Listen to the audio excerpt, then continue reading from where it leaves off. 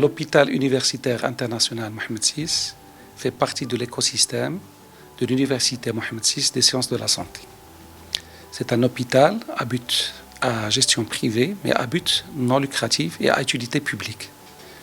L'hôpital HM6 a rejoint les structures hospitalières du Maroc dans leur mission santé publique pour justement prendre en charge les cas Covid du Royaume. Nous avons, depuis le 19 décembre, pris en charge plus de 700 patients Covid qui ont été hospitalisés au niveau des services de réanimation et des soins intensifs. Je dirais le double a été vu en consultation et qui sortaient, ce sont des malades, je dirais symptomatiques, mais avec des signes qui sont mineurs, qui étaient sortants avec une ordonnance médicale. On a pris en charge malheureusement des femmes enceintes aussi, des femmes enceintes Covid, à des âges de grossesse différents et qui malheureusement donnent naissance à des prématurés qui nécessitent carrément une réanimation néonatale très adaptée. On a pris en charge aussi une vingtaine de patients Covid qui étaient des enfants à des âges différents malheureusement, qui depuis de 1 mois jusqu'à 15 ans. Heureusement, on n'a pas eu de décès dans ce sens.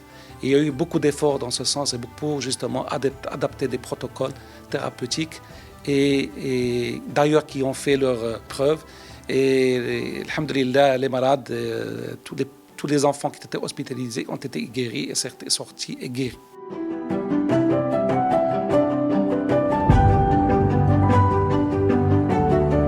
Juste donner quelques chiffres en matière de vaccination. Malheureusement, on déplore les quelques cas qui ont été décédés au niveau de notre structure. Les 2/3 de ces patients, ils étaient non vaccinés. D'où l'intérêt de la vaccination. Vraiment, on a constaté que la vaccination vraiment joue un rôle très important justement dans carrément l'élimination des formes graves des patients.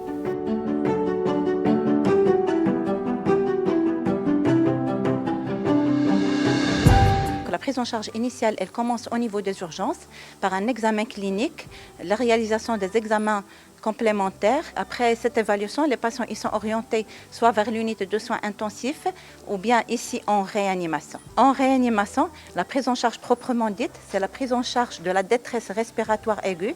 C'est des patients qui arrivent en dette d'oxygène, donc il faut améliorer leur oxygénothérapie selon les différentes modalités d'oxygénothérapie, commençant par les lunettes, le masque, l'oxygénothérapie au débit, la ventilation non invasive. Et parfois, on a recours à l'intubation, dont il ne faut pas trop retarder. Il faut intuber le patient le moment où il le faut. Donc, le deuxième volet, c'est la prise en charge des défaillances multiviscérales déjà existantes chez le patient, qui a des pathologies sous-jacentes ou bien qui sont une complication de l'infection virale Covid. À côté de cette prise en charge respiratoire, nos patients nécessitent une prise en charge des différentes défaillances d'organes, principalement les défaillances cardiaques, rénales, neurologiques et métaboliques.